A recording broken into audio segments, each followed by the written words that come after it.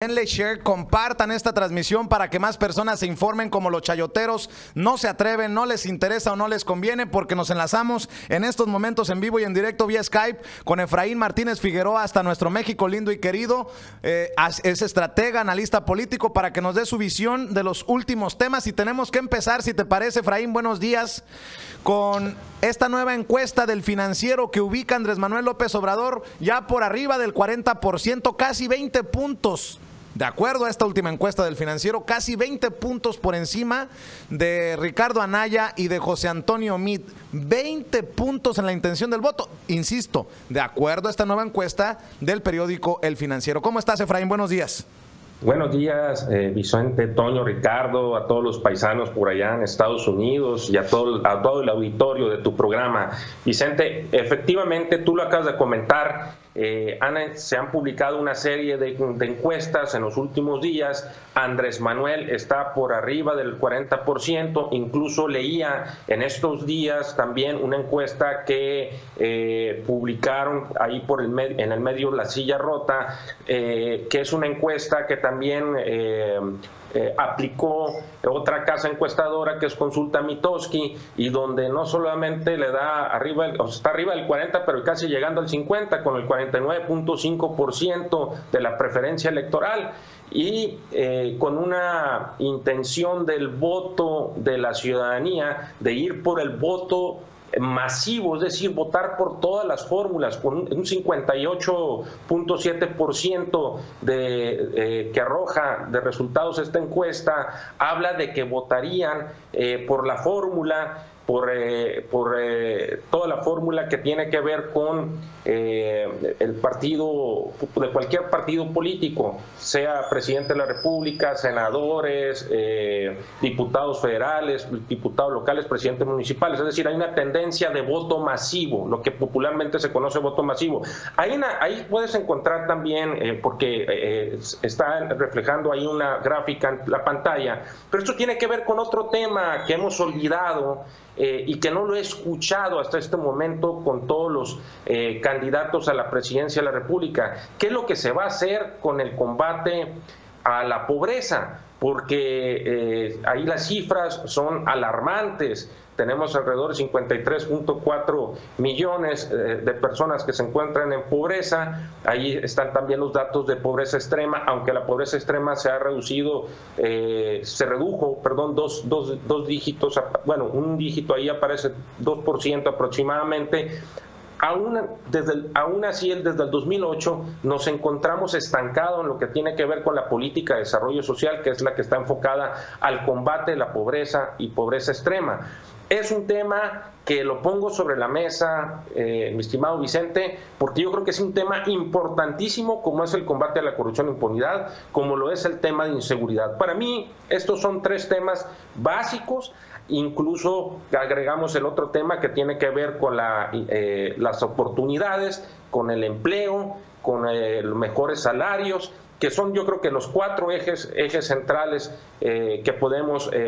que se visualizan en esta próxima campaña, pero que hasta ahorita han evadido tocar los candidatos principalmente los candidatos del Partido Revolucionario Institucional y del Partido Acción Nacional, que son los que han gobernado en los últimos 18 años, Vicente. Y no sé si tú estarás de acuerdo con la lectura que voy a hacer, pero ahí Andrés Manuel también les lleva una ventaja, porque desde mi perspectiva existe la idea de que López Obrador está más cercano a la gente de abajo, a la gente del pueblo.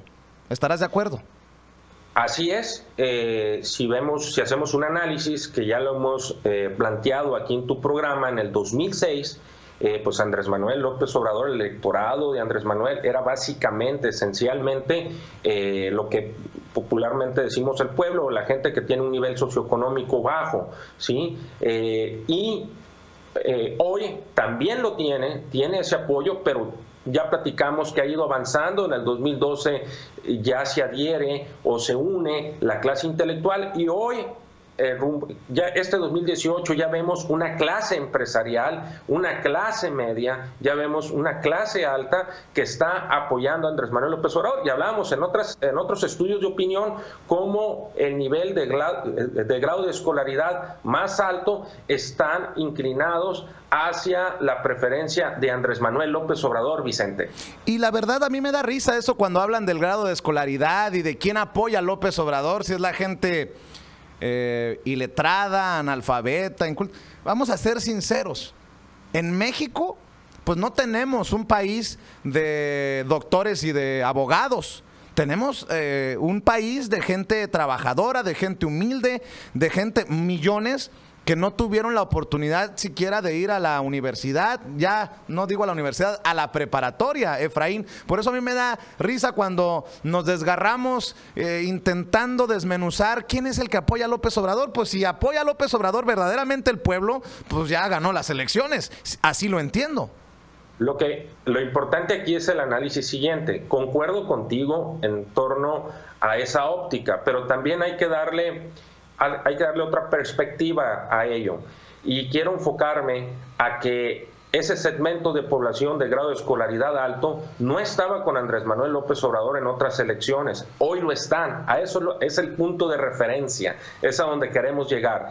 Esos grupos focalizados no se encontraban identificados con Andrés Manuel, hoy se encuentran identificados con Andrés Manuel, y eso es importante, porque hay una serie de liderazgos que pueden ejercer e influir sobre, vamos a hablar en términos sociológicos, sobre las masas, sobre la ciudadanía, sobre el electorado, y ello puede tener un impacto interesante en este proceso electoral, Vicente. Oye, Efraín, en otros temas, muchos han hablado de las listas de plurinominales, impresentables en todas las listas, ¿no? Hay personas que han cuestionado que Morena haya incluido, por ejemplo, a Germán Martínez, el ex líder nacional del PAN, quien atacara tanto a López Obrador en las elecciones del 2006, si recuerdo bien. Que hayan incluido a Napoleón Gómez Urrutia, a Nestora Salgado, pero en el PRI tienen a personajes como Enrique Ochoa Reza, tienen a personajes como Erubiel Ávila, que tiene todavía números pendientes en el Estado de México. En fin, hay impresentables, y José Antonio Meade sale incluso a defender que se incluye en la lista de plurinominales del Verde al Niño Verde, quien desde 1997 ha brincado del Senado a la Cámara de Diputados y viceversa sin hacer campaña. Este tema creo que es importante y sensible para los mexicanos que están hasta la madre de la corrupción y la impunidad, y que, como yo, seguramente hay muchos, creemos que esto de los plurinominales es darle fuero a ciertos personajes, a ciertos amigos. ¿Qué tanto impacto puede tener en la gente estos plurinominales, estos impresentables y que sean defendidos por los candidatos? Qué tema tan interesante, y esto es un asunto muy relevante, porque efectivamente hubo una serie de señalamientos en contra de Andrés Manuel López Obrador por el nombramiento dentro del listado, la consideración dentro del listado pluri de Napoleón Gómez Urrutia, pero no se compara con la lista que actualmente está presentando el Partido Revolucionario Institucional. ¿Y esto qué significa, Vicente? ¿Hacia dónde podemos llegar en conclusión? No queda otra más que llegar a pensar lo siguiente: con el pasar de los años, ha sido un solo grupo de poder y unos cuantos los que han dirigido el Partido Revolucionario Institucional, tanto a nivel nacional como estatal, como a nivel municipio, y se refleja que son pocas manos las que toman decisión, y son pocas manos y pocas personas las que participan directamente en la política en el Partido Revolucionario Institucional, como también lo existe en otros partidos. Y ahí está, y yo creo que el más afectado en esta ocasión es el Partido Revolucionario Institucional. Lo vamos a medir, vamos a ver en las evaluaciones, en los estudios de opinión, qué tanta afectación o impacto político electoral tendrá esta situación que se está presentando en el Partido Revolucionario Institucional, Vicente. De aquí hacia allá, casi el inicio de las campañas en forma, Efraín, ¿qué tanto impacto pueden tener estas encuestas? Si bien es cierto, yo he dicho que no creamos a ojos cerrados en las encuestas porque se han equivocado las encuestadoras en otros procesos electorales, pueden servirnos solamente como una referencia. ¿Qué tan importante es, por ejemplo, esta última encuesta que le da a López Obrador casi el 20 puntos de ventaja sobre José Antonio Meade y Ricardo Anaya? Mira, Vicente, como consultor y estratega político siempre he manejado un principio en las campañas electorales. Primero, una campaña electoral no se gana en base a encuestas. Una encuesta no garantiza el triunfo electoral. Es multifactorial, son muchos factores los que influyen para un triunfo electoral, para ganar una campaña electoral. Y hasta ahorita no ves un factor, López Obrador, que meta la pata para que le afecte en la intención. Hasta ahorita no se ha visto eso.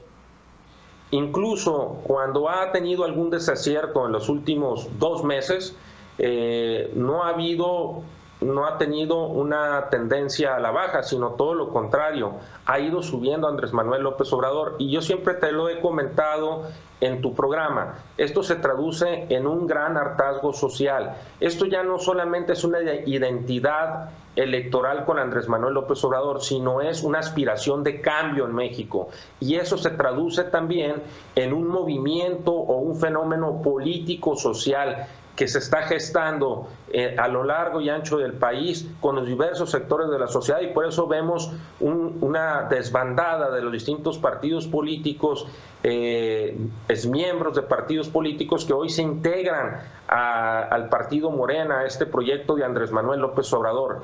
Insisto, es un movimiento social, un fenómeno social y político el que se está presentando en México, Vicente.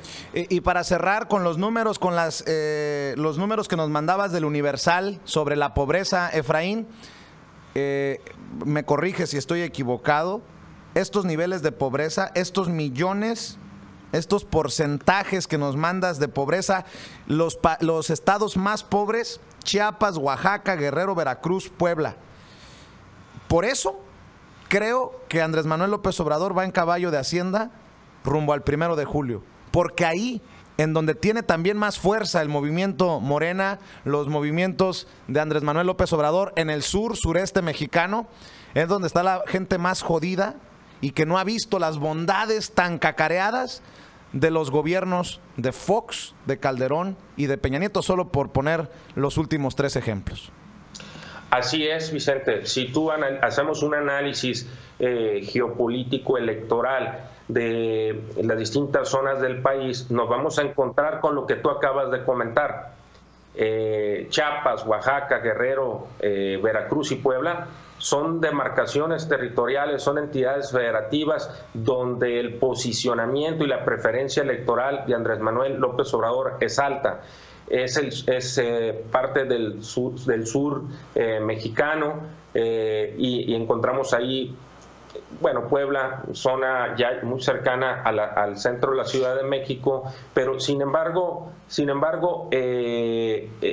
efectivamente lo que tú comentas, coincido, concuerdo, son esos estados donde tiene mayor fortaleza electoral Andrés Manuel López Obrador, y no de ahorita, desde toda su trayectoria política, porque pues él tiene sus orígenes en el sur.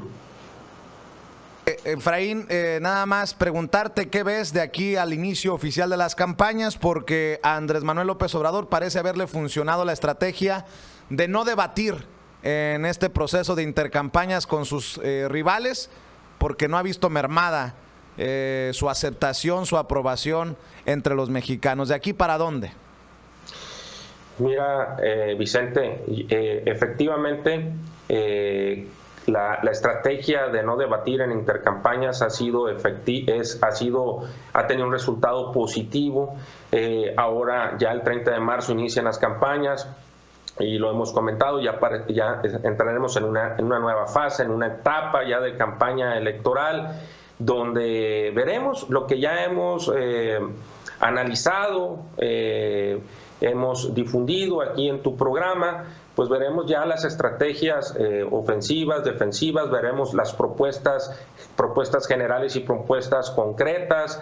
Ya habrá el tiempo y las fechas determinadas por el Instituto Nacional Electoral para la celebración de los diversos debates oficiales, y estaremos muy pendientes de ello. Por lo pronto, Andrés Manuel López Obrador, Vicente, sigue creciendo, hay altas posibilidades del triunfo, lo vengo diciendo desde del 2016, desde noviembre de 2016, desde una entrevista internacional que me hicieron desde Colombia. Andrés Manuel sigue en caballo de Hacienda, cada vez se fortalece más, y no veo en este momento cómo pudieran contrarrestar eso. Hay algo bien importante que sí quiero hacer énfasis en ello.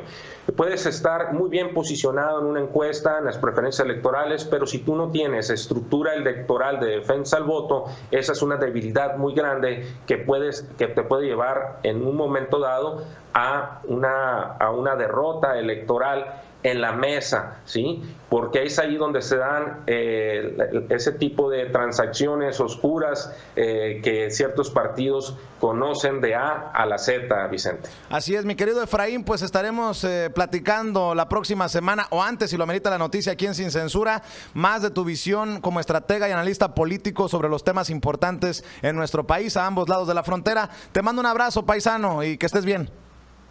Vicente, pues muchas gracias. Toño, Ricardo, nos vemos a todos, un fuerte abrazo a todos los paisanos, a todo tu auditorio, y nos vemos en la próxima colaboración, Vicente. Gracias. Efraín Martínez Figueroa, estratega y analista político. Se está preparando ya la abogada Lourdes